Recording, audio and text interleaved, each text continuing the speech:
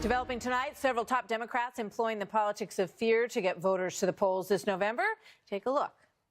These forces of intolerance remain determined to undermine and roll back the progress you all have made. They're a small percentage of the American people, virulent people.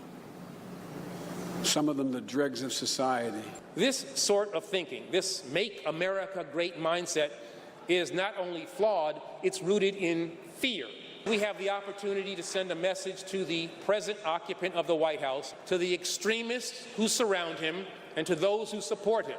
Make no mistake, we are in the struggle of our lives and for our democracy.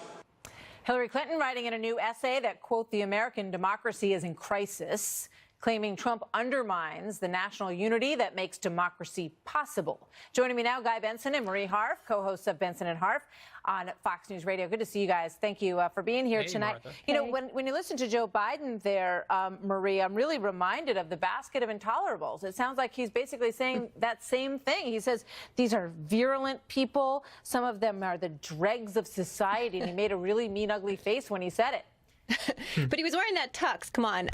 Look, I think that this is a very important election, and Democrats are laying out what the stakes are for the country. We've never seen a president like Donald Trump or have a president behave this way. And Trump was actually the original person who ran on fear. He says that Democrats love MS-13, and if Democrats are in power, we're going to have totally open borders. He traffics in fear. I think what Democrats are doing is very clearly laying out the stakes in this midterm election, and I agree. The stakes are very high. Guy, is it smart?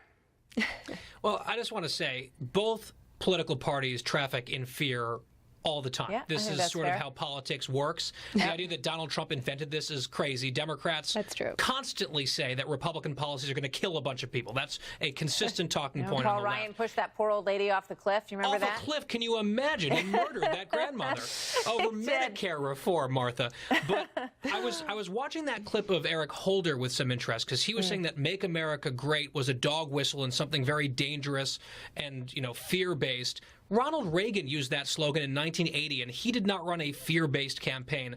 Bill Clinton used that exact term, "Make America Great Again," in his presidential announcement speech in 1991. So I think they undermine some of their own arguments about how unusual Donald Trump is by making these points that don't really stand up. I mean, the question that it raises politically, and let's put up this statistic from MRC. They say that, they scanned all of the words used about the president. It says that he's been described as angry 185 times this year. That's roughly 20 times per month. And then you've got Maxine Waters, who continually calls for him to be impeached. She obviously thinks that that's a good strategy for her. Here she is on Friday. No, I don't like him. Yes, I have worked against him. No, I didn't go to his inauguration. No, I didn't go to the State of the Union. No, I do not go to the White House. No, I do not engage with him. All I want for him and about him is to be impeached and get him out. Marie, it feels like everybody's sort of going to the outside edges and trying to fire up the people who live on those far extremes, which I don't think is most Americans.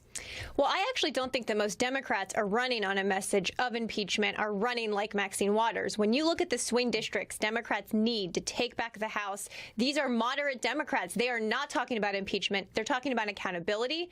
They're talking about their proactive message. There will always be people in both parties on the extremes who run and sound like Maxine Waters. But whether Democrats take the House, it's not going to be the people like Maxine Waters. It's going to be the moderates that are running across the Midwest. You're right about that. These elections are going to be won and lost in those suburbs that Donald Trump managed to win people over. And last time around, we'll see if he can hold them. Guy, very quickly, a lot of Trump voters, a lot of Trump base, they just say they don't believe the polls. What do you think about that? Well, I think, look, they should be careful about that mindset because if they believe that the Democrats couldn't possibly win the midterm elections, that could lead to apathy and complacency, in which case the Democrats will win the midterm elections. So there needs to be a sense of urgency. Some of the polling is concerning for the Republican Party. They need their base to turn out and be fired up, and just disbelieving the polls could be a Democratic advantage if Trump supporters share that sort of that claim that I think President Trump has occasionally fed into. Benson and Harf, best radio team around. Thanks, you guys. Good to see you. Thanks, Martha.